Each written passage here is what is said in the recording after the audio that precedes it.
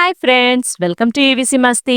తెర మీద ఆయన కనబడడు, ఆయన పాత్రే కనిపిస్తుంది. అంతటి గొప్ప నటుడు J V Somayajulu. Deputy collector job చేసుకుంటున్న ఆయన లేటు వయస్సులో సినిమాల్లో నటించడానికే గల కారణం ఏంటి? ఆయనకు ఆయన తమ్ముడైన రమణమూర్తికి 9 ఏళ్ల పాటు మాటలు లేకపోవడానికి కారణాలు, ఈయన చేస్తున్న గవర్నమెంట్ ఉద్యోగం పోవటానికి నందమూరి తారక రామారావు ఎలా కారణమయ్యారు? ఇలాంటి విషయాలన్నీ ఈ వీడియోలో తెలుసుకుందాం. స్కిప్ చేయకుండా వీడియో చివరి వరకు చూడండి ఫ్రెండ్స్. తెలుగువారి హృదయాల్లో శంకరాభరణం శంకర శాస్త్రిగా పేరుగాంచిన నటుడు జేవి సోమయాజులు. ఆయన పూర్తి పేరు జొన్నలగడ్డ వెంకట సుబ్రహ్మణ్య సోమయాజులు. ముందుగా ఈయన కుటుంబ నేపథ్యం గురించి తెలుసుకుందాం. జేవి సోమయాజులు గారు 1928వ సంవత్సరం జూలై 30వ తేదీన శ్రీకాకుళం జిల్లా నరసన్నపేట మండలం లుకలాం గ్రామంలో జన్మించాడు. ఈయన తల్లి శారదాంబ, తండ్రి వెంకట శివరావు. ఈయన తండ్రి గారు ఎక్సైజ్ డిపార్ట్మెంట్ లో కానిస్టేబుల్ గా పనిచేసేవారు. ఈయన సోదరుడు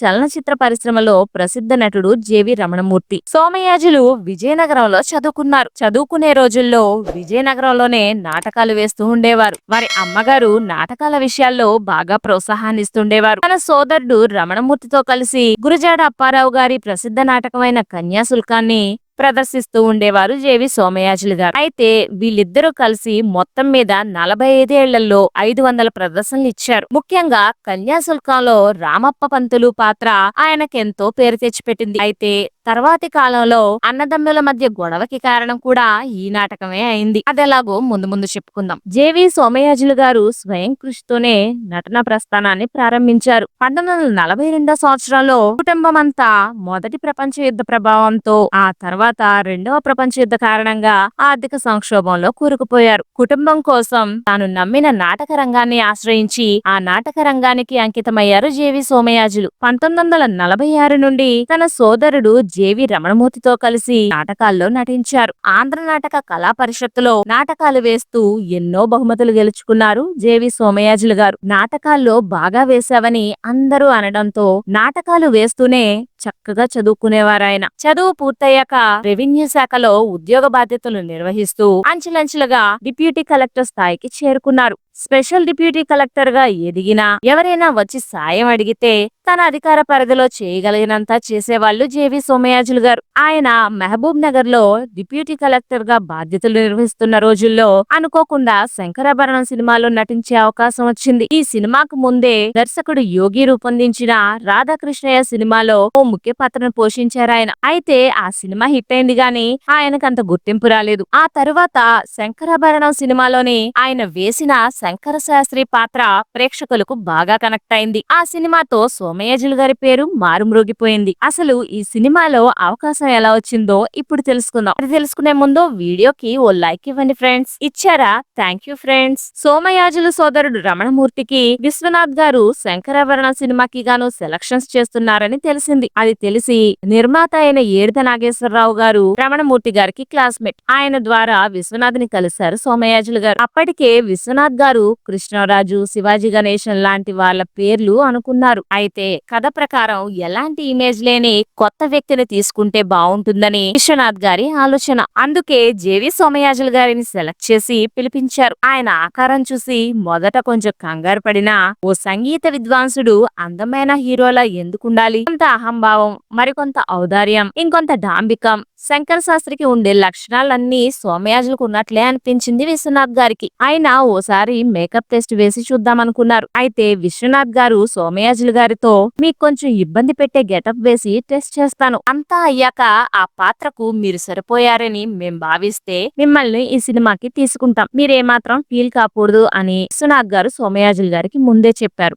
దానికి సోమయాజులు గారు కూడా సరే అన్నారు. ఆయన హిప్పీ క్రాప్ కత్తిరించి జుట్టు తక్కువ చేసి తలపాగా పెట్టారు. పంచె కట్టించి చేతికి తంబురా ఇచ్చారు. అంతే, తను అనుకున్న శంకర శాస్త్రి ఆయనలో కనిపించడంతో వెంటనే ఆయన్ని ఎంపిక చేసేశారు విశ్వనాథ్. అలా 1979లో ఈ సినిమా రిలీజ్ అయ్యి తమిళ, కన్నడ, మలయాళం ఇలా అన్ని భాషల్లో కూడా సూపర్ సక్సెస్ అందుకుంది. దీని తర్వాత 150 సినిమాల్లో రకరకాల పాత్రలు పోషించారు జేవి సోమయాజులు గారు. సప్తపది, పెళ్ళీడు పిల్లలు, నెలవంక, చక్రవర్తి, స్వయం కృషి, రౌడీ అల్లుడు ఇలా అనేక సినిమాల్లో నటించారు. అంతేకాదు తమిళ చిత్రాల్లో, మలయాళ చిత్రాల్లో, హిందీ చిత్రాల్లోనూ నటించారాయన. అయితే శంకరాభరణం సినిమా టైంలో విజయనగర నాటక సంస్థ వారు గురజాడ గారి కన్యాశుల్కంకి 100 సంవత్సరాల వేడుకగా నాటకం ప్రదర్శించమని ఈ అన్నదమ్ములిద్దరినీ అడగడం జరిగింది. అయితే రమణమూర్తి గారు ఎంత అడిగినా జేవి సోమయాజులు గారు నటించడానికి ఒప్పుకోలేదు. సినిమాలు పేరు తెచ్చి పెడితే మాత్రం మొదట మన జీవనాధారమైన నాటకాల్ని విడిచిపెట్టడం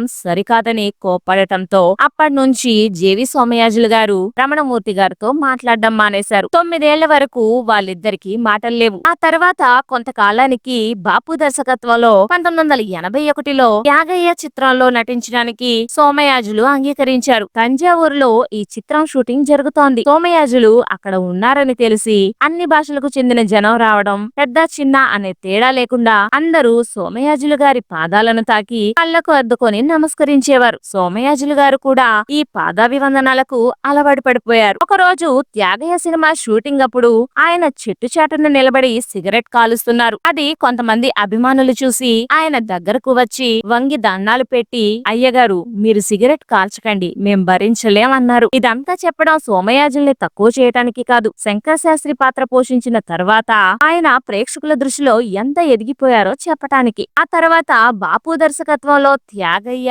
వంశవృక్షం సినిమాలు, విశ్వనాథ్ గారి దర్శకత్వంలో సప్తపది సినిమాల్లో నటించిన సోమయాజులకు మళ్లీ ఆ స్థాయిలో అంత పేరు రాలేదు. శంకరాభరణం తర్వాత ఆయన ఉద్యోగం కూడా ఇబ్బందుల్లో పడింది. రెవెన్యూ సర్వీస్ లో డిప్యూటీ కలెక్టర్ హోదాలో పదవి బాధ్యతల్ని నిర్వహిస్తూ ప్రభుత్వ అనుమతి తీసుకోకుండా సినిమాల్లో నటిస్తున్నాడని అప్పటి ముఖ్యమంత్రి మరి చెన్నారెడ్డి గారికి ఫిర్యాదు వెళ్ళింది. అప్పుడు ఆయన శంకరాభరణం సినిమాని తెప్పించుకొని చూశారు. ఎంతైనా శంకర శాస్త్రి గారి సినిమా కదా, అందుకే ఆయన గుండె కూడా బరువెక్కింది. అప్పుడు వెంటనే ఆయన జేవి సోమయాజులపై వచ్చిన ఫిర్యాదులను కొట్టేసి ఆ ఫిర్యాదులను చెత్తబుట్టలో పారేసి మరి మన రెవెన్యూ డిపార్ట్మెంట్ కు ఇంత గౌరవం తెచ్చిపెట్టిన వాడిని మనం గౌరవించుకోవాలి అన్నారు. కళాకారుడైన ఏ ప్రభుత్వ ఉద్యోగి అయినా సినిమాల్లో నటించి పారితోషికం అందుకోవచ్చు, దానికి అనుమతి తీసుకోవాల్సిన అవసరం లేదు అని ప్రకటించారు. అంతేకాదు ఆయన ఒక సాంస్కృతిక శాఖను ఏర్పరిచి ఆ శాఖకు తొలి డైరెక్టర్ గా సోమయాజుల్నే నియమించారు. ఇక ఆయన ఉద్యోగం పోవడానికి ఎన్టీఆర్ గారు ఎలా కారణమో ఇప్పుడు తెలుసుకుందాం. 1984వ సంవత్సరంలో